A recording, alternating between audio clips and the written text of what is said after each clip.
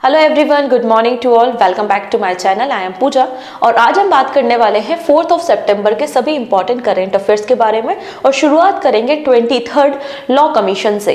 हमारे देश में गवर्नमेंट ने अप्रूवल दे दिया है for the setup of law commission. तो लॉ कमीशन में कितने मेंबर्स होंगे और इनकी क्या टर्म्स है, मतलब इनको क्या क्या काम करना है, वो सारी बातें हम डिस्कस करेंगे। इसके अलावा कुछ बैकग्राउंड भी देखेंगे कि लॉ कमीशन, पहला लॉ कमीशन कब बना था और इंडिपेंडेंट इंडिया में भी पहला लॉ कमीशन का फॉर्मेशन कब किया गया था।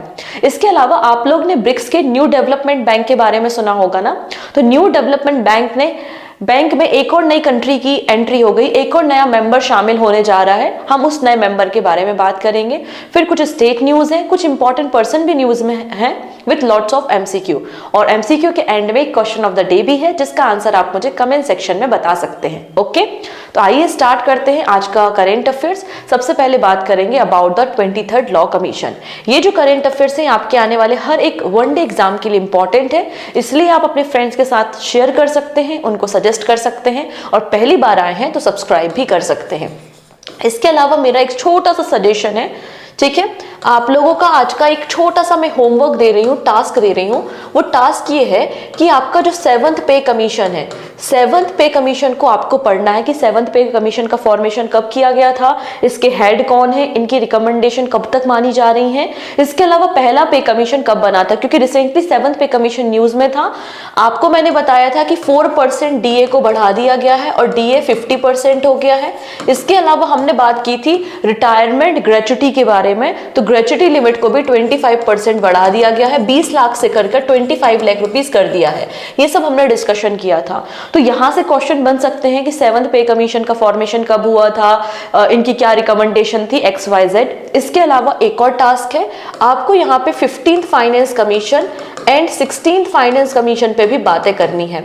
ठीक है, आपको इनके बारे में बात करनी है कि 15th फाइनेंस कमीशन का फॉर्मेशन कब किया गया था, कौन इसके हेड हैं, क्या यहाँ पे इंपॉर्टेंट टर्म ऑफ कंडीशंस या फिर इनके कह सकते हो कि रेफरेंसेस हैं, क्या इन्होंने काम किया है, इनकी जो एडवाइस है वो कब तक एप्लीकेबल है। क्योंकि अभी हम लोगों ने एक स्कीम के बारे में भी बात की थी, अगर आपको याद होगा, स्पाइस्ड स्कीम, और इसमें मैंने बताया था जब तक 15th फाइनेंस कमीशन की रिकमेंडेशन है तब तक स्पाइस स्कीम हमारी कंट्री में एग्जीक्यूट होने वाली है। और अभी हमारे देश में 15th फाइनेंस कमीशन की ही रिकमेंडेशन चल रही है। इसके अलावा 16th फाइनेंस कमीशन को भी सेटअप किया जा चुका है, जिसको हेड कर रहे हैं अरविंद पनगड़िया। अब यहाँ पे 16th फाइनेंस कमीशन ने भी एक एडवाइजरी पैनल बनाया है और जिसकी कन्वीनर कौन है, पूनम गुप्ता है। तो यहाँ पर फाइनेंस कमीशन के बारे में सारी इंफॉर्मेशन और पे कमीशन के बारे में सारी इंफॉर्मेशन आपको इकट्ठी करनी है। ये आज का आपका टास्क है, ठीक है। चलिए अब हम बात करेंगे 23rd लॉ कमीशन के बारे में। आप देख पाएंगे कि गवर्नमेंट ने अप्रूवल दे दिया है for the setup of 23rd law commission for the period of 3 years. तो 3 सालों के लिए लॉ कमीशन का फॉर्मेशन किया जाएगा और ये जो लॉ कमीशन बनेगा, इसकी जो रिकमेंडेशन होंगी उसका टेन्योर कितना होने वाला है, 1 सितंबर से 31 अगस्त 2027 तक। ओके, तो आप देख पाएंगे यहाँ पे 1 सितंबर 2024 से 31 अगस्त 2027 तक 23rd लॉ कमीशन की रिकमेंडेशन को माना जाएगा। अब क्वेश्चन ये है कि लॉ कमीशन क्या कॉन्स्टिट्यूशनल बॉडी है, क्या संविधान में इसकी चर्चा है, आंसर है नो। क्या ये स्टैच्यूटरी बॉडी है, किसी एक्ट से इसको बनाया गया है, आंसर है नो। ये केवल एक एडवाइजरी बॉडी है, ना ही कॉन्स्टिट्यूशनल बॉडी है और ना ही ये स्टैच्यूटरी बॉडी है। इस बात को भी आपको याद रखना है।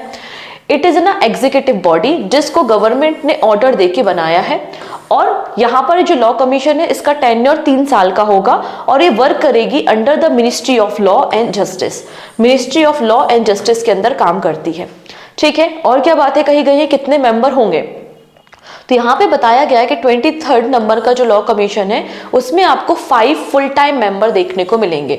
अगर हम यहाँ पर बात करते हैं चेयरमैन और फुल टाइम मेंबर्स के बारे में लॉ कमीशन के, तो ये कौन होंगे, जो सर्व कर रहे हैं एज अ सुप्रीम कोर्ट जज या फिर हाई कोर्ट जज के रूप में काम कर रहे हैं, वो सभी लोग इसके मेंबर हो सकते हैं। अब यहाँ पे जो 23rd नंबर का लॉ कमीशन है इसमें कौन कौन होगा, अभी किसी का नाम अनाउंस नहीं हुआ है, परमिशन दी है सेटअप करने के लिए। तो इसमें एक चेयरमैन होंगे, 4 फुल टाइम मेंबर्स हो जाएंगे, एक्स ऑफिसो मेंबर जो कि सेक्रेटरी होगा डिपार्टमेंट ऑफ लीगल अफेयर्स का, फिर x officio member secretary legislative department. अभी एक्स ऑफिसो मेंबर क्या होते हैं, जो अपने पद पर अभी हैं। जैसे कि हम बात करते हैं अभी हमारे जो एक्स ऑफिसो प्राइम मिनिस्टर है वो नरेंद्र मोदी हैं, मतलब जो उस पद पे रहेगा वो इसका मेंबर बन जाएगा, मतलब secretary of department of legal affairs और सेक्रेटरी ऑफ लेजिस्लेटिव डिपार्टमेंट। और मैक्सिमम 5 पार्ट टाइम मेंबर्स हो सकते हैं। तो इसका ये कंपोजिशन यहाँ पर आपको लॉ कमीशन का देखने को मिल जाएगा। लॉ कमीशन का काम क्या होता है, तो हमारे देश में जो भी कानून है उनको रिव्यू करना, क्या वो कंट्री के लिए सही है या उनमें अमेंडमेंट करने की जरूरत है। The law commission review the countries legal system and suggest changes in improve it and make it more justified justice oriented. ठीक है, तो यहाँ पर जो हमारे लीगल सिस्टम है उसको रिव्यू करने का काम, उसमें चेंजेस सजेस्ट करने का काम लॉ कमीशन करता है, लेकिन ये कंप्लीटली एडवाइजरी इन नेचर होता है, बाइंडिंग इन नेचर नहीं होता। सरकार इसको माने ऐसा जरूरी नहीं है। अब यहाँ पे जब ये लॉ कमीशन बनाया गया है 23rd नंबर का, तो इसके क्या क्या काम रहेंगे वो भी डिफाइन किए गए हैं। The government of India also specified the term of reference for the law commission. Some of the reference for the 23rd law commission are as follows. सबसे पहले इनको आइडेंटिफाई करने हैं वैसे लॉज जो कि जरूरत नहीं है हमारे देश में, मतलब रिलेवेंट नहीं है। तो सबसे पहला काम होगा आइडेंटिफाई करना लॉज को जो कि रिलेवेंट नहीं है, कंट्री को रिक्वायरमेंट नहीं है। अगर कंट्री में ऑलरेडी कोई लॉ एग्जीक्यूट हो रहा है और उसमें अमेंडमेंट करने की जरूरत है तो अमेंडमेंट को सजेस्ट करने का काम भी करेंगे ये। ठीक है, अगर कोई चेंजेस करने की जरूरत है तो चेंजेस करने के बारे में भी रिकमेंड करने का काम लॉ कमीशन करेगा। इसके अलावा और क्या काम करेगा, यहाँ पर propose measure for quick redressal of the citizen grievance. यहाँ पे जो जनता की शिकायत है उसको कैसे जल्दी से जल्दी सॉल्व किया जा सकता है, उसके लिए फ्रेमवर्क कैसे डिजाइन करना है उस पर भी सजेशन करने का काम करेगा। इसके अलावा ऐसे सारे लॉज जो कि कंट्री के गरीब मतलब पुअर वर्ग को इफेक्ट करते हैं, उन सारे लॉज को ये रिव्यू करने का काम करेगा। रिफॉर्म करेगा जुडिशियल सिस्टम में, किस तरीके से आपके क्विक ये जल्दी से जल्दी आपके जो केसेस हैं उनका निपटारा किया जा सके। सिंप्लीफाई करेगा कोर्ट की प्रोसेस, यहाँ पे रिव्यू करेगा, एडवाइस करेगा किस तरीके से हम कोर्ट की प्रोसेस को सिंप्लीफाई कर सकते हैं। और हमारे जो हाई कोर्ट के रूल्स है, अलग अलग राज्यों में हाई कोर्ट है, उन सारे रूल्स को सिंप्लीफाई करने का काम, एक इंटीग्रेट करने का काम भी करेगा। और रिव्यू करेगा एग्जिस्टिंग लॉज को एंड सजेस्ट करेगा जो भी मेजर लेने चाहिए to promote the gender equality. तो ये सारे काम हमारा ये 23rd लॉ कमीशन करने वाला है। अब बात करते हैं बहुत इंपॉर्टेंट स्लाइड पे, आप चाहो तो इसका स्क्रीनशॉट भी ले सकते हो, अदरवाइज पीडीएफ तो मिल ही जाएगा। पीडीएफ के लिए आप टेलीग्राम भी ज्वाइन कर सकते हो, पूजा जैन CA 247। अदरवाइज सबसे अच्छा तरीका है कि आप एप्लीकेशन को डाउनलोड कर लो। ठीक है, एप्लीकेशन को डाउनलोड कर लीजिए प्ले स्टोर में जाके, पूजा जैन क्लासेस, और वहां से भी आप पीडीएफ को डाउनलोड कर सकते हो। मैंने कल की क्लास का पीडीएफ भी एप्लीकेशन में अपलोड कर दिया था। ठीक है, इसके अलावा मैंने एक वीडियो बनाया था 150 MCQ का, 150 MCQ अगस्त मंथ के। आई थिंक आपने वो वीडियो देख लिया होगा, देख लिया तो बहुत अच्छी बात है, नहीं देखा तो प्लेलिस्ट में जाके देख सकते हैं। इसलिए मैंने यहाँ एप्लीकेशन में 200 MCQ अगस्त मंथ के इसका एक वर्ड फाइल अपलोड कर दिया है। मतलब ये आपके वाइट बैकग्राउंड में है, आप इसको डाउनलोड करके प्रिंट भी करा सकते हो। तो प्रिंटेबल फॉर्मेट में आपको 200 MCQ अगस्त मंथ के मिल जाएंगे एप्लीकेशन पे। लेकिन मेरा सजेशन ये रहेगा, अगर आप लोग प्लानिंग कर रहे हैं मैगजीन को परचेस करने के बारे में जो कि इस हफ्ते लॉन्च हो जाएगी, तो मैगजीन में आपको ये क्वेश्चन मिलेंगे, तो आप अलग से मत बाय कीजिए। और अगर आपको लगता है कि मैगजीन हमें जरूरत नहीं, केवल MCQ से काम हो जाएगा, तो आप फिर इंडिविजुअल इसको परचेस कर सकते हैं। ओके, चलिए बात करेंगे पहले लॉ कमीशन के बारे में। तो पहले लॉ कमीशन का फॉर्मेशन 1834 में हुआ था under the charter act of 1833। आप लोग ने लॉर्ड मेकाले का नाम सुना होगा, तो लॉर्ड मेकाले की चेयरमैनशिप में पहले लॉ कमीशन का फॉर्मेशन 1834 में किया गया था। और इसी लॉ कमीशन ने सजेस्ट किया था हमें इंडियन पीनल कोड मतलब IPC और CRPC के बारे में।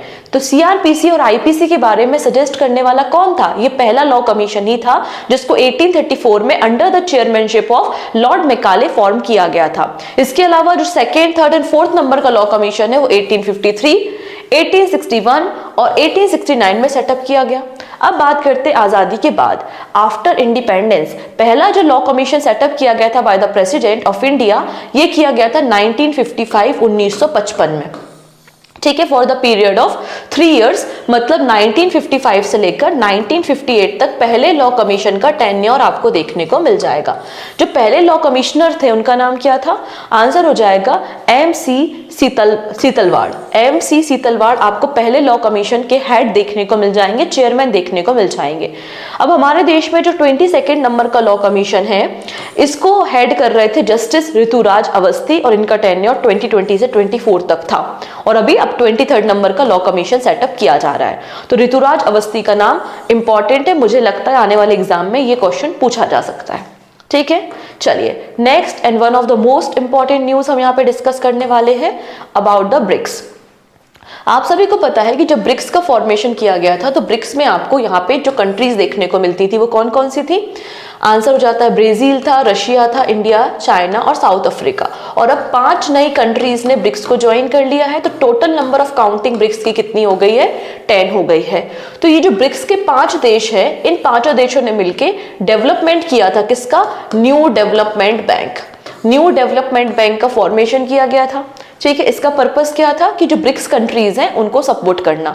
ये जो ब्रिक्स कंट्रीज हैं उनको सपोर्ट करने के लिए न्यू डेवलपमेंट बैंक बनाया गया। अब यहाँ पे समझिएगा, ऐसा जरूरी नहीं है कि जो ब्रिक्स का मेंबर हो वही आपका डेवलपमेंट बैंक का भी मेंबर हो, ऐसा बिल्कुल जरूरी नहीं है। अगर कोई इंडिविजुअल कंट्री जो कि ब्रिक्स का मेंबर नहीं है लेकिन वो न्यू डेवलपमेंट बैंक को ज्वाइन कर सकती है। वही है यहाँ पर एक देखो अल्जीरिया। अल्जीरिया ब्रिक्स का मेंबर नहीं है लेकिन इसने न्यू डेवलपमेंट बैंक को ज्वाइन किया है, जो कि ब्रिक्स का इनिशिएटिव है। क्लियर? दोनों को बिल्कुल अलग अलग रखना। अल्जीरिया ब्रिक्स का मेंबर नहीं है, अल्जीरिया ने केवल ब्रिक्स का न्यू डेवलपमेंट बैंक ज्वाइन किया है। दोनों बातों में बहुत अंतर है, इकट्ठा मत कीजिएगा। Algeria is the newest member of the new development bank. तो अल्जीरिया ने इसको ज्वाइन किया है न्यू डेवलपमेंट बैंक को। और रिसेंटली जो न्यू डेवलपमेंट बैंक की चीफ है जिनका नाम है दिल्मा रोसेफ, उन्होंने साउथ अफ्रीका की मीटिंग में इस बात को अनाउंस किया है कि अल्जीरिया एग्री हो चुका है और अल्जीरिया ने ऑफिशियली ज्वाइन कर लिया है न्यू डेवलपमेंट बैंक। ठीक है, कुछ समय पहले मतलब 2021 की अगर हम बात करें तो कुछ और कंट्रीज थी जिन्होंने ब्रिक्स के न्यू डेवलपमेंट बैंक को ज्वाइन किया था। कौन कौन से कंट्रीज थी? बांग्लादेश, इजिप्ट, यूएई और उरुग्वे। ठीक है, मतलब ये 5 तो कंट्री हैं ही, उसके अलावा बांग्लादेश, इजिप्ट, यूएई, उरुग्वे ने भी न्यू डेवलपमेंट बैंक को ज्वाइन किया था और अभी अल्जीरिया ने न्यू डेवलपमेंट बैंक को ज्वाइन कर लिया है। Is that clear? चलो कुछ और बातें करेंगे। तो यहाँ पे कुछ बातें हैं about the new development bank. जैसा कि मैंने लिखा कि जो ब्रिक्स नेशंस हैं, Brazil, Russia, India, China and south Africa ने इसका फॉर्मेशन किया था।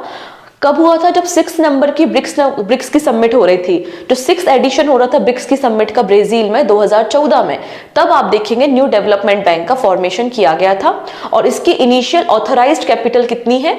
$100 बिलियन आपको देखने को मिल जाएगी। ठीक है, first chair of the board of the governor shall be from the Russia. Meeting में डिसाइड किया गया था कि पहला जो चेयर होगा बोर्ड ऑफ गवर्नर का वो रशिया से होगा। First chair of the board of director shall be from the Brazil and first president of the bank shall be from India. ये सारा डिसीजन लिया गया था 2014 की 6 नंबर की ब्रिक्स समिट में। अच्छा, ये जो न्यू डेवलपमेंट बैंक है इसका हेडक्वार्टर कहाँ है? तो इसका हेडक्वार्टर आपको संघाई, चाइना में देखने को मिल जाएगा। फंक्शन क्या है?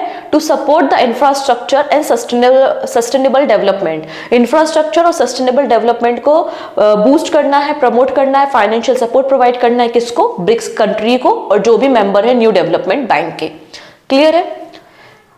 2018 में ये जो न्यू डेवलपमेंट बैंक है इसको स्टेटस प्रोवाइड किया गया था यूनाइटेड नेशन जनरल असेंबली का। ओके, और पहला जो रीजनल ऑफिस सेटअप किया गया है न्यू डेवलपमेंट बैंक का, ये जोहान्सबर्ग साउथ अफ्रीका में किया गया। और सेकेंड रीजनल ऑफिस को 2019 में साओ पालो ब्राजील में और उसके बाद मॉस्को रशिया में सेटअप किया गया था। ठीक है, इतनी चीजें, बस इतनी बातें करनी है। और अच्छा हाँ, कौन है जो एनडीबी को मतलब न्यू डेवलपमेंट बैंक को ज्वाइन कर सकता है? तो कोई भी जो यूनाइटेड नेशन का मेंबर है, कोई भी कंट्री जो यूएन का मेंबर है वो नेशनल डेवलपमेंट बैंक को ज्वाइन कर सकती है। क्लियर है? तो ये बातें आपको याद रखनी है।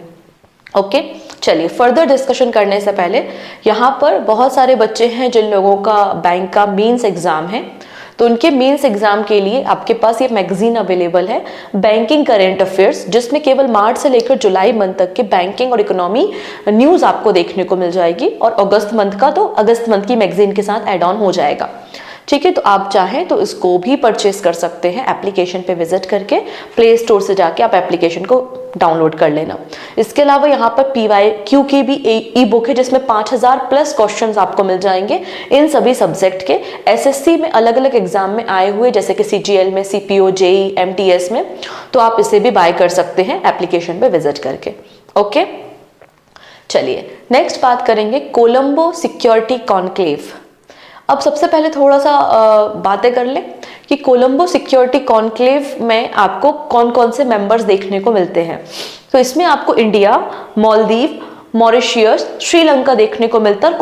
कुछ दिन पहले, 1 महीने पहले ही बांग्लादेश ने भी कोलंबो सिक्योरिटी कॉन्क्लेव को ज्वाइन किया है। तो टोटल 5 मेंबर आपको कोलंबो सिक्योरिटी कॉन्क्लेव में मिलेंगे। कौन कौन? इंडिया, मालदीव, मॉरिशियस, फिर बांग्लादेश और श्रीलंका। ठीक है, चलिए अब इसके बारे में बात करेंगे। Colombo security conclave members sign MOU to establish a secretariat. मतलब ये जो 5 देशों का संगठन है जिसका नाम है कोलंबो सिक्योरिटी कॉन्क्लेव, ये अपना एक सेक्रेटरीट, अपना एक सचिवालय बना रहा है जिसके लिए एग्रीमेंट साइन किया गया है रिसेंटली। बट यहाँ पर केवल 4 ही देशों ने एग्रीमेंट साइन किया है, बांग्लादेश ने फिलहाल एग्रीमेंट साइन नहीं किया है। Okay, so India, Maldives, Mauritius and Sri Lanka have signed the charter and MOU for the establishment of Colombo Security Conclave Secretariat in the Colombo to address security and stability challenge in the Indian Ocean region। तो यहाँ पे जो secretariat है वो कहाँ पर बनाया जाएगा? कोलंबो, श्रीलंका में बनाया जाएगा। ठीक है, और ये जो सेरेमनी थी वो कोलंबो में ही होस्ट की गई थी बाय द श्रीलंकन गवर्नमेंट। और यहाँ पे जो इंडियन ओशियन रीजन के जो भी चैलेंजेस हैं, जो भी सिक्योरिटी इश्यूज हैं, उसको सॉल्व करने के लिए कोलंबो सिक्योरिटी कॉन्क्लेव आपको गठित देखने को मिलेगा। मतलब इसका फॉर्मेशन क्यों किया गया था? इंडियन ओशियन रीजन में सिक्योरिटी के लिए। Okay, national security adviser Ajit Doval और अदर रिप्रेजेंटेटिव जो कि मालदीव, मॉरिशस, श्रीलंका से थे, उन्होंने इस डॉक्यूमेंट को रिसेंटली साइन किया है। चलिए अब बैकग्राउंड देखेंगे। कोलंबो सिक्योरिटी कॉन्क्लेव का फॉर्मेशन 2011 में हुआ था as a India, Sri Lanka, Maldives maritime security. मतलब इनिशियली इसका नाम क्या था? इनिशियली नाम India, Sri Lanka, Maldives maritime security था। बाद में 2020 में 2020 में इसका नाम चेंज करके कोलंबो सिक्योरिटी कॉन्क्लेव कर दिया गया, जिसमें आज के समय में 5 मेंबर हैं और सबसे जो नया मेंबर है वो बांग्लादेश है। रिसेंटली देखो 10th ऑफ जुलाई को जो 8th नंबर की डिप्टी नेशनल सिक्योरिटी एडवाइजर्स की मीटिंग हो रही थी, उसमें बांग्लादेश की एंट्री हुई है कोलंबो सिक्योरिटी कॉन्क्लेव में। और सेशल्स आपको यहाँ पर ऑब्जर्वर स्टेटस देखने को मिल जाएगा। क्लियर है? All the member were present and sign the charter and MOU of the Colombo security conclave except the Bangladesh, क्योंकि बांग्लादेश में अभी कोई गवर्नमेंट नहीं है, इंटरिम गवर्नमेंट है, पॉलिटिकल अनरेस्ट है, तो इसके कारण यहाँ पर अभी इस पर्टिकुलर एग्रीमेंट पे बांग्लादेश की तरफ से कोई भी साइन नहीं हुआ है। ओके, नेक्स्ट है यूपी गवर्नमेंट टू बिल्ड वैदिक 3D म्यूजियम इन वाराणसी। तो यहाँ पे 3D म्यूजियम, जो हमारे वैदिक लिटरेचर है जैसे कि वेदास, उपनिषद, वेदांग, तो यहाँ पर उन सबको रिस्टोरेशन करने के लिए और हमारे जो सेंट हैं, हमारे जो ऋषि मुनि रहे हैं, उनका जो कंट्रीब्यूशन रहा है आपका वैदिक एरा में, तो उसको यहाँ पर स्टोर करने के लिए इस 3D म्यूजियम को बनाया जा रहा है वाराणसी में। Uttar Pradesh government will construct a वैदिक 3D museum in PM Modi parliamentary constituency Varanasi. Prime minister Modi का जो निर्वाचन क्षेत्र है वो वाराणसी है और वहीं पर ये 3D म्यूजियम को बनाया जाएगा at the main building of the Sampurnanand Sanskrit university. तो संस्कृत यूनिवर्सिटी के कैंपस में ही, प्रेमाइसेस में ही इस 3D म्यूजियम को बनाया जाएगा। The state of the art museum will dedicated to Indian astrology, astronomy and Vedic literature.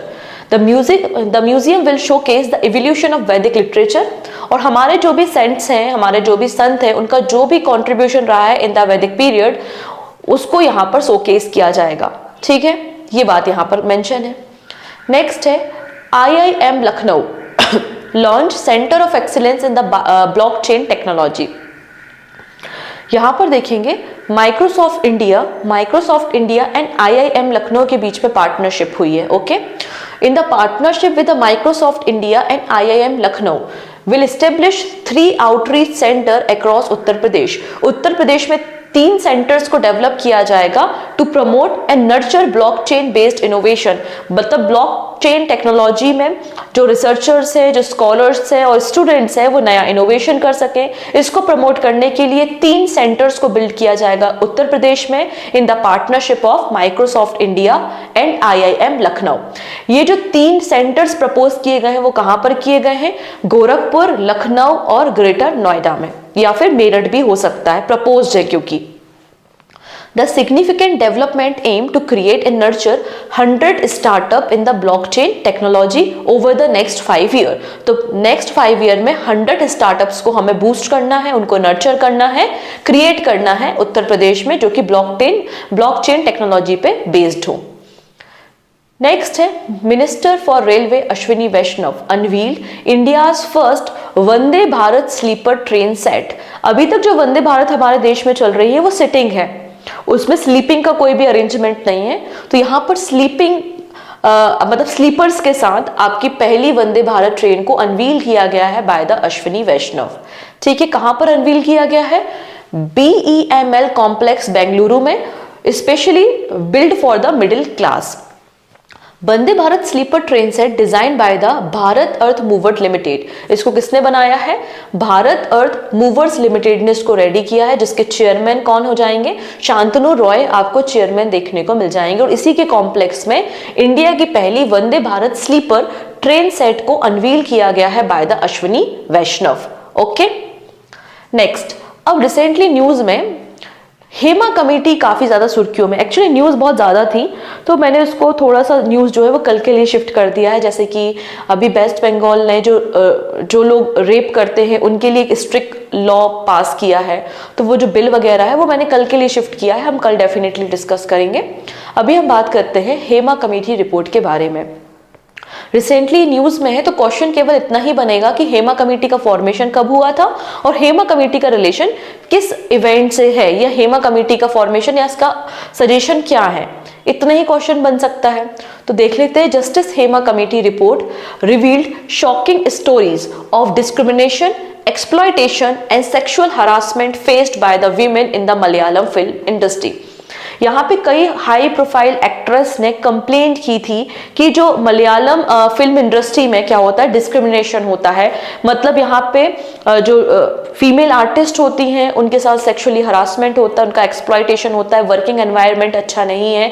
और यहाँ पे जो मेल एक्टर है उनकी बातें सुनी जाती हैं, मेल एक्टर को ज्यादा पेमेंट होती है, फीमेल को नहीं होती। तो कई सारी कंप्लेंट्स थी, जिसके बाद यहाँ पर हेमा कमेटी का फॉर्मेशन किया गया था और हेमा कमेटी की रिपोर्ट अभी सामने आई है, तो इसलिए यहाँ पर चर्चा में है, जिसमें मेंशन किया गया था कि discrimination, exploitation and sexually harassment faced by the women in the Malayalam film industry. ये 3 मेंबर की कमेटी थी जिसको लीड कर रही थी जस्टिस हेमा, इसलिए इसका नाम है हेमा कमेटी रिपोर्ट, जिसका फॉर्मेशन 2017 में हुआ था। हेमा कमेटी का फॉर्मेशन 2017 में हुआ था to investigate these issues after several high profile harassment cases came to the light. 2017 में इसका फॉर्मेशन हुआ और 2019 में इन्होंने अपनी रिपोर्ट को सबमिट किया। तो आप सोच रहे होंगे 2019 में रिपोर्ट सबमिट की थी, अभी क्यों हल्ला हो रहा है? क्योंकि ये पब्लिक डोमेन में नहीं आई थी। इसमें बोला गया सुप्रीम कोर्ट के द्वारा कि कुछ लोगों के नाम है इसमें जो हाई प्रोफाइल नाम है, और यहाँ पे लोगों की प्राइवेसी का अधिकार भी तो होता है ना हमारे फंडामेंटल राइट में, तो उसको पब्लिक डोमेन में नहीं लाया गया था। लेकिन जब यहाँ पे नेशनल कमीशन ऑफ वीमेन ने कंप्लेंट की, कई सारे और यहाँ पर राइट टू इंफॉर्मेशन भी लगाया गया, तब उसके बाद इसको पब्लिक डोमेन में लाया गया 2024 में, मतलब अभी। ठीक है, हालांकि कुछ लोगों के नाम उसमें हाइड कर दिए हैं क्योंकि आप किसी के नाम इस तरीके से रिवील नहीं कर सकते, इसलिए आपको ये सुर्खियों में देखने को मिल रही है। The committee's finding were submitted to the Kerala government in the December 2019। 2019 में इस रिपोर्ट को सबमिट किया गया था, but the report was only made public in 2024। 2024 में ये पब्लिक में आई है। क्लियर है? तो हमें समझ में आ गया कि हेमा कमेटी क्या है और किस लिए इस कमेटी का फॉर्मेशन किया गया था। चलिए नेक्स्ट बात करेंगे फूट एंड माउथ डिसीज। यहाँ पे सेंट्रल गवर्नमेंट ने कुछ और भी प्लान किया है। क्या प्लान किया है? Union government recently decided to establish foot and mouth disease free zone in the 8 state. तो 8 स्टेट में क्या करना है? Foot and mouth disease, basically cattle में डिसीज होती है। फ्री जोन मतलब वहां के सारे जो कैटल्स हैं उनको प्रॉपर्ली वैक्सीनेट करना है, उनको ट्रीट करना है, जिसके कारण उनके पास कोई भी इस तरीके की डिसीज ना हो, तो वो अपने आप फ्री जोन तो बन ही जाएगा। ठीक है, तो union government recently decided to establish foot and mouth disease free zone in 8 state. कितने राज्यों में? 8 राज्यों में। कौन कौन से? कर्नाटका, तमिलनाडु, आंध्र प्रदेश, तेलंगाना, उत्तराखंड, पंजाब, हरियाणा, महाराष्ट्र एंड गुजरात। अगर हम बात करें फूट एंड माउथ डिसीज के बारे में, तो ये हाईली कंटेजियस मतलब वायरल इलनेस है जो कि एक एनिमल से दूसरे एनिमल में आसानी से फैल जाती है। जितने भी आपके कैटल्स हैं, गोट्स हैं, उनमें आसानी से फैल जाती है। लेकिन ये जो फूट एंड माउथ डिसीज है ये हॉर्सेस, डॉग्स एंड कैट को इफेक्ट नहीं करती। हॉर्सेस, डॉग्स एंड कैट्स को इफेक्ट नहीं करती है। ठीक है, इससे क्या होता है? इससे जो लाइव स्टॉक का प्रोडक्शन है वो डिस्टर्ब हो जाता है। इससे हमारा जो एक्सपोर्ट है या जो हमारा प्रोडक्शन है, लाइव स्टॉक प्रोडक्शन, वो इम्पैक्ट करता है। बट यहाँ पे ह्यूमन हेल्थ पे इसका कोई भी असर नहीं पड़ता। मतलब ये जो बीमारी है वो कैटल्स को होती है, कैटल से ह्यूमन में ट्रांसफर नहीं होती। ठीक है, किसके कारण होती है? तो फूट एंड माउथ डिसीज जो है वो वायरस के कारण होती है। इसका नाम है एफ्थोबायरस। एफ्थोबायरस, इसके 7 अलग अलग स्ट्रेन आपको देखने को मिल जाएंगे। तो एफ्थोबायरस और इसके 7 स्ट्रेन के कारण आपको ये डिसीज देखने को मिलेगी। और यहाँ पे immunity to one strain does not protect against other. मतलब एक कैटल है जिसको एक वायरस इन्फेक्ट किया है और दूसरे को दूसरा किया है।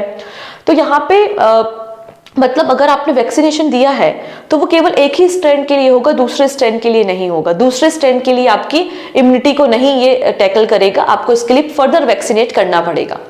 The disease spread through the excretion and secretion with high transmission rate in young animal but low fertility in adults। तो यहाँ पे fertility तो कम है बट young animal में बहुत जल्दी ये ट्रांसफर हो जाता है। ठीक है, तो ये सारी बातें यहाँ पे की गई हैं। नेक्स्ट है वर्ल्ड गोल्ड काउंसिल, जिसका हेडक्वार्टर लंदन में है और 1987 में वर्ल्ड गोल्ड काउंसिल का फॉर्मेशन किया गया था। ये गोल्ड इंडस्ट्री के लिए वैल्यू सेट करने का काम करता है। इसके कई सारे रीजनल ऑफिसेस जैसे कि इंडिया में, चाइना, सिंगापुर, यूएई, यूएसए में आपको देखने को मिल जाएंगे। और यहाँ पर आपकी जो गोल्ड माइनिंग कंपनीज है वो सब इसमें देखने को मिलती हैं। ठीक है, रिसेंटली न्यूज में क्यों है? अभी दिवाली आने वाली है, तो दिवाली आती तो हमारे घरों में क्या खरीदते हैं? सोना चांदी खरीदते हैं ना। और अभी जब दिवाली का समय होता है, देव उठनी 11 होती है, उसके बाद हमारे देश में शादी का त्योहार शुरू हो जाता है, होता है ना। आप देखेंगे नवंबर, दिसंबर, जनवरी बहुत सारी शादियां आपको देखने को मिलेंगी। तो शादियों में भी क्या होता है? गोल्ड परचेज होता है। तो गोल्ड के प्राइसेस बढ़ेंगे कि नहीं? बढ़ेंगे। यही तो ये लोग बोल रहे हैं। क्या बोल रहे हैं? World gold council has increased India's gold consumption projection for 2024 to 850 tonne from the 750 tonne. इन्होंने कहा है कि भारत में जो गोल्ड का कंजप्शन है वो इंक्रीज हो जाएगा। कितना? 750 टन से बढ़कर 850 टन, ऐसा कहा है वर्ल्ड गोल्ड काउंसिल ने। ऐसा इसलिए क्योंकि इन्होंने कहा कि फेवरेबल मॉनसून कंडीशन थी, लोगों का प्रोडक्शन भी अच्छा हुआ है, लोगों के पास पैसा भी है, और यहाँ पर इंपोर्ट ड्यूटी, गोल्ड में इंपोर्ट ड्यूटी भी रिड्यूस कर दी है। अभी हमने यूनियन बजट में देखा था कि गोल्ड में इंपोर्ट ड्यूटी को भी रिड्यूस कर दिया है। इसके अलावा दिवाली का भी सीजन आ रहा है तो ज्वेलरी की तो परचेजिंग होगी, इसलिए ये अनाउंसमेंट किया गया है। ओके, हम बात करने वाले हैं एसिटानिलाइड के बारे में। सबसे पहले देखेंगे क्यों है ये न्यूज में। तो यहाँ पर आप देख पाओगे कि 5% fell unconscious and were hospitalised when they were engaged in shifting acetanilide bags from the one container to another in the Visakhapatnam. जब वो इस पर्टिकुलर ड्रग की शिफ्टिंग कर रहे थे एक कंटेनर से दूसरे कंटेनर में, तो वो अनकॉन्शियस हो गए, जिसके कारण ये न्यूज में आ गया। तो क्वेश्चन क्या बनेगा कि ये जो ड्रग है ये किस फैमिली का है? तो ये रिलेट करता है एसिटिक एसिड की फैमिली से रिलेट करता है। और इसको पहली बार 1886 में थेरेपी में इस्तेमाल किया गया था। फीवर को रिड्यूस करने में इस ड्रग का इस्तेमाल किया जाता है और एज अ एस्पिरिन ऑल्टरनेटिव भी इसका इस्तेमाल किया जाता है। एस्पिरिन के स्थान पे भी इस ड्रग का इस्तेमाल किया जाता है, जो कि हेडेक वगैरह और जो भी बॉडी पेन है उसको कम करने में मदद करता है। इसका फॉर्मूला क्या है? तो C8H9NO, इसको याद रखना है। अगर जेई ने पूछ लिया तो आपको पता होना चाहिए कि C8HNNO इसका फॉर्मूला है, ये व्हाइट कलर का है और ऑर्डरलेस सॉलिड है, मतलब इसकी कोई खुशबू नहीं होती है। ठीक है, नेक्स्ट बात करेंगे नीतीश कुमार।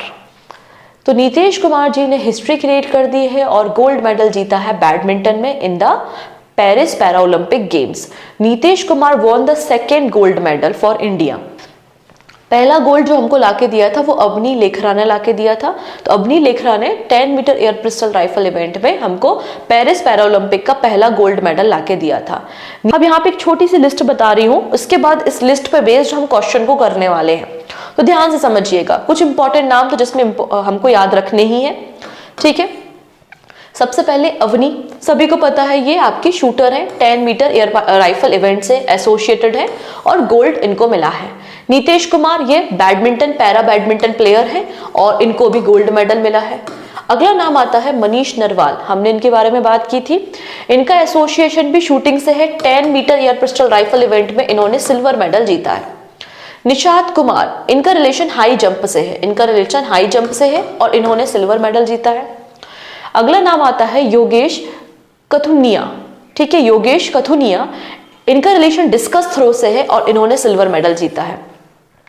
तुलसीमती मुरुगेशन, ठीक है, तुलसीमती मुरुगेशन ये बैडमिंटन से एसोसिएटेड है और इन्होंने सिल्वर मेडल अभी रिसेंटली जीतने का काम किया है। मोना अग्रवाल, इन्होंने ब्रोंज मेडल जीता है 10 metre air pistol rifle event में। प्रीति पाल इंपॉर्टेंट नेम है क्योंकि प्रीति पाल पहली एथलीट बन गई है जिन्होंने एक सिंगल इवेंट में 100 मीटर और 200 मीटर दोनों में मेडल जीता है। 100 मीटर में और 200 मीटर में दोनों में ब्रोंज मेडल इनको मिला है। अगला नाम आता है रुवीना फ्रांसिस का। रुवीना फ्रांसिस भी आपकी शूटिंग से एसोसिएटेड है और इनको भी 10 मीटर राइफल इवेंट में ब्रोंज मेडल मिला है। और अगला नाम आता है यहाँ पे मनीषा रामदास का। मनीषा रामदास जो है वो बैडमिंटन से है और इनको ब्रोंज मेडल मिला है। तो हमने 11 व्यक्तियों के नाम देखे हैं जिनको रिसेंटली सिल्वर, गोल्ड या फिर ब्रोंज मेडल मिला है पेरिस पैरा ओलंपिक गेम्स में। अभी हम इन पे बेस्ड एमसीक्यू को डिस्कस करने वाले हैं। पहले कुछ और पर्सन को कंप्लीट कर लेते हैं, जैसे कि फिलिप्स।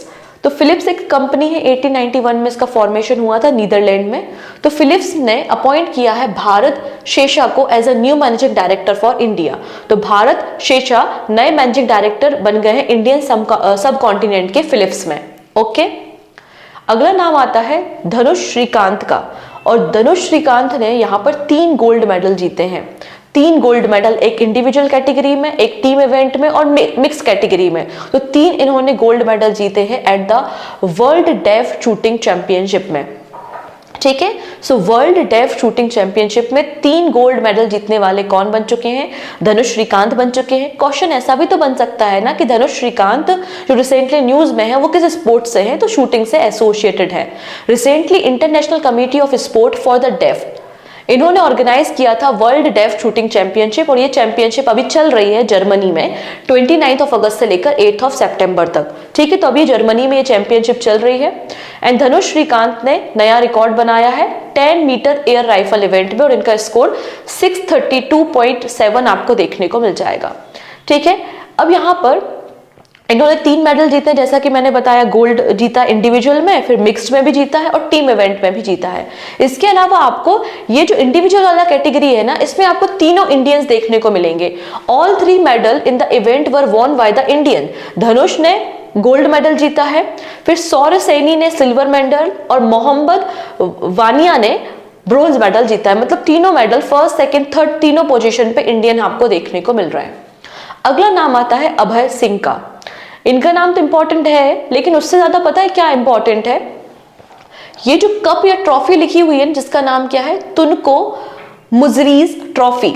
ठीक है, तुनको मुजरीज ट्रॉफी, इसका रिलेशन किससे है? ये क्वेश्चन स्टैटिक एसएससी बना सकता है। तो आंसर क्या हो जाएगा? स्कॉच से एसोसिएटेड है और 10th एडिशन रिसेंटली हुआ था इस ट्रॉफी का और जिसको जीता किसने है? अभय सिंह ने जीता, जिसमें $15,000 प्राइज मनी होती है। ठीक है, it is a professional squash association challenge tournament जो कि कहाँ हुआ? मलेशिया में हुआ है 28 अगस्त से लेकर 1 सितंबर के बीच में।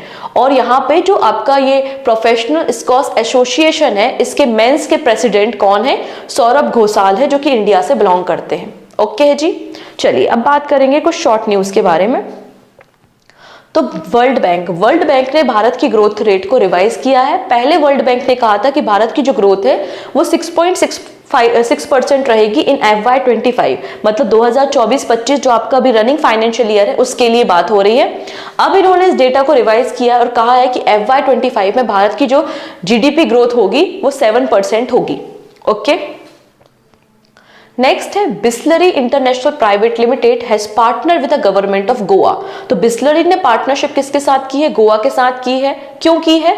वेस्ट मैनेजमेंट के लिए, improve waste management in Margao Vasco da Gama. This collaboration was solidified during the green Goa summit 2024।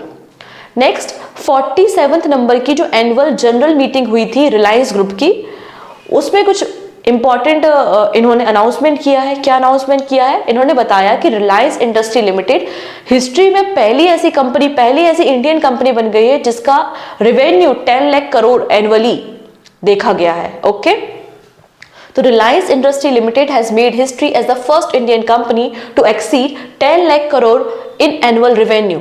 The milestone was revealed during the Reliance Industry Limited annual general meeting by the chairman Mukesh Ambani. Next क्या बोला जा रहा है? Lord's cricket ground in London. तो Lord's cricket ground कहां पर है? London में है। और यहां पर ये फाइनल होस्ट करेगा आईसीसी वर्ल्ड टेस्ट चैंपियनशिप का। तो आईसीसी वर्ल्ड टेस्ट चैंपियनशिप का फिनाले या फाइनल मैच 11 जून से लेकर 15 जून के बीच में कौन होस्ट करेगा? लंदन में लॉर्ड्स क्रिकेट ग्राउंड होस्ट करेगा। अब यहाँ पे एक बॉर्डर भी न्यूज में है जिसका नाम है शंभू बॉर्डर। शंभू बॉर्डर पूछा जा सकता है कि कहां पर है। ठीक है, रिसेंटली यहाँ पे फार्मर्स का प्रोटेस्ट देखा गया था और इसलिए सुप्रीम कोर्ट ने एक पैनल का फॉर्मेशन किया है। Supreme court forms neutral panel for talks with farmer at the Shambhu border. तो शंभू बॉर्डर में जो फार्मर्स का प्रोटेस्ट चल रहा है उनसे बातचीत करने के लिए सुप्रीम कोर्ट ने एक न्यूट्रल पैनल का फॉर्मेशन किया है। शंभू एक छोटा सा विलेज है जो कि पटियाला डिस्ट्रिक्ट में आपको मिल जाएगा, पंजाब में, इंडिया में, near the border with Haryana. तो हरियाणा और पंजाब के बीच में आपको ये शंभू बॉर्डर देखने को मिल जाएगी। ठीक है, ये जो पैनल बनाया गया है इस पैनल को चेयर कौन कर रहे हैं? तो farmer Punjab and Haryana high court जज रिटायर्ड जस्टिस नवाब सिंह इस पैनल को चेयर कर रहे हैं और ये बात करेंगे फार्मर जो प्रोटेस्टर्स हैं उनसे, जो लोग प्रोटेस्ट अभी रिसेंटली कर रहे हैं। ठीक है, चलिए अब कुछ और बातें करेंगे लेकिन एमसीक्यू के फॉर्मेट में। पहला है the revenue department in the finance ministry has formed a panel to simplify the decades old IT act. तो यहाँ पे जो कई सालों पुराना आईटी एक्ट है, तो आईटी एक्ट को सिंप्लीफाई करने के लिए एक नया पैनल बनाया गया है। उस पैनल के हेड कौन है? तो पैनल के हेड बन जाएंगे वीके गुप्ता। तो revenue department in the finance ministry has form a panel headed by the V K Gupta, chief commissioner of income tax, to simplify the decade old IT act. ठीक है, नेक्स्ट है which edition of Rashtriya Poshan Maah was inaugurated at the Mahatma Mandir in Gandhinagar Gujarat to enhance nutrition awareness and overall well being across the nation. तो यहाँ पे राष्ट्रीय पोषण माह को कहां पर शुरू किया गया है? गुजरात में। कौन सा एडिशन है? तो 7th एडिशन आपको मिल जाएगा, ऑप्शन नंबर सी। इसकी कई सारी थीम्स है जैसे कि anaemia, growth monitoring, complementary feeding, पोषण भी, पढ़ाई भी, technology for better governance and एक पेड़ माँ के नाम। ये सभी इसकी कुछ की थीम्स आपको देखने को मिल जाएंगी। नेक्स्ट है which country will host the 19th internet governance forum from December 2024। तो इंटरनेट गवर्नेंस फोरम का 19th एडिशन कौन होस्ट करेगा? आंसर हो जाएगा आपका सऊदी अरेबिया होस्ट करेगा दिसंबर में। ठीक है, 15 से लेकर 19 ऑफ दिसंबर के बीच में। 4 countries have recently signed the charter and MOU for the establishment of Colombo Security Conclave Secretariat in Colombo to address security and stability challenge in the Indian Ocean region. Which of the following has not signed this charter? किसने sign नहीं किया है? तो बांग्लादेश ने sign नहीं किया है। Option B is the right answer. Blank has become the first Indian life insurer to commence operation in the Gujarat International Finance Tech City, मतलब गिफ्ट सिटी। तो गिफ्ट सिटी में ऑपरेट होने वाला पहला इंडिया का लाइफ इंश्योरेंस कंपनी कौन सा हो जाएगा? India first life. Option number D बिल्कुल करेक्ट है, ऑप्शन नंबर डी। कल हम लोग ने डिस्कशन किया था विस्तारा और एयर इंडिया के मर्जर के बारे में। और जब ये मर्जर हो जाएगा तो विस्तारा के सारे ऑपरेशन को कौन देखेगा? विस्तारा के सारे ऑपरेशन को एयर इंडिया देखेगा। और ये जो नई एंटिटी फॉर्म होगी उसमें विस्तारा का कितना % स्टेक है ये पूछा जा रहा है। तो इसमें विस्तारा एक्वायर करेगा कितना? 25.1%। ऑप्शन ए बिल्कुल करेक्ट है। Who has been appointed as a deputy chief of Indian air force? Indian air force के डिप्टी चीफ कौन बन गए हैं? तो तेजिंदर सिंह बन गए हैं। कल हम लोगों ने इसके बारे में डिस्कशन किया था। नेक्स्ट है HPCL के इंटरिम चेयरमैन किसे बनाया गया है for the period of 3 months? तो interim chairman HPCL Hindustan petroleum corporation limited के रजनीश नारंग बने हैं। Option number D. India's Varinder Saran has announced his retirement recently. He is associated to which sport? तो वरिंदर सरन इन्होंने रिटायरमेंट लिया है और एक क्रिकेट से एसोसिएटेड है। इन्होंने under the leadership of MS Dhoni उनकी कैप्टेंसी में जनवरी 2016 में डेब्यू किया था और अभी इन्होंने रिटायरमेंट ले लिया है। अगला नाम आता है हिमांशी टोकस का। हिमांशी टोकस रिसेंटली न्यूज में थी। पूछा जा रहा है कि ये किस स्पोर्ट से एसोसिएटेड है? तो हिमांशी रिलेटेड है जूडो से। Option number B is the right answer. अभी साउथ कोरिया में एक इवेंट हुआ था Asian cadet and junior judo championship और इसमें सिल्वर मेडल किसने जीता है? हिमांशी टोकस ने जीता है। Option B. अगला नाम आता है योगेश। अभी हमने देखा था लिस्ट में Yogesh Kathuniya has won the silver medal in the Paris para Olympic game. पूछा जा रहा है कि ये किस स्पोर्ट से एसोसिएटेड है? बताइए। योगेश जो है वो डिस्कस थ्रो से एसोसिएटेड है। ऑप्शन नंबर सी बिल्कुल करेक्ट है। इनका थ्रो चाहो तो आप पढ़ सकते हो कि इनका जो थ्रो था वो कितना था? 42.22 मीटर का। नीतीश कुमार जो कि एक पैरा बैडमिंटन प्लेयर है और इन्होंने इंडिया के लिए 2nd गोल्ड मेडल लाके दिया है पेरिस पैरा ओलंपिक गेम्स में इन पैरा बैडमिंटन कैटेगरी। और इन्होंने किसको बीट किया? इन्होंने ग्रेट ब्रिटेन के डैनियल वेथेल को डिफीट करने का काम किया है। पूछा जा रहा है कि वो किस स्टेट से बिलोंग करते हैं? तो नीतीश कुमार बिलोंग करते हैं हरियाणा स्टेट से। ऑप्शन नंबर बी बिल्कुल करेक्ट हो जाएगा। ठीक है। नेक्स्ट है India Sheetal Devi and the Rakesh Kumar. इन्होंने रिसेंटली मिक्स्ड इवेंट में ब्रोंज मेडल जीता है। वो कौन सा इवेंट है? तो आंसर हो जाएगा आर्चरी। ऑप्शन डी बिल्कुल करेक्ट है। नेक्स्ट है who has won the silver medal in the men single SL4 category in the badminton at the Paris para Olympic games. तो यहाँ पे सिल्वर में SL4 पैरा बैडमिंटन कैटेगरी में silver किसने जीता है? तो नीतीश तो हो नहीं सकते क्योंकि इन्होंने तो गोल्ड जीता है। अब कौन बचा? आंसर हो जाएगा आपका सुहास यतिराज। इनके बारे में कल हमने डिस्कशन किया था। ठीक है। नेक्स्ट है मनीषा रामदास। इन्होंने भी ब्रोंज मेडल जीता है पैरा ओलंपिक गेम्स में। पूछा जा रहा है ये किस स्पोर्ट से एसोसिएटेड है? तो मनीषा रामदास का एसोसिएशन किससे है? आपका बैडमिंटन से। ऑप्शन बी बिल्कुल करेक्ट है। ठीक है।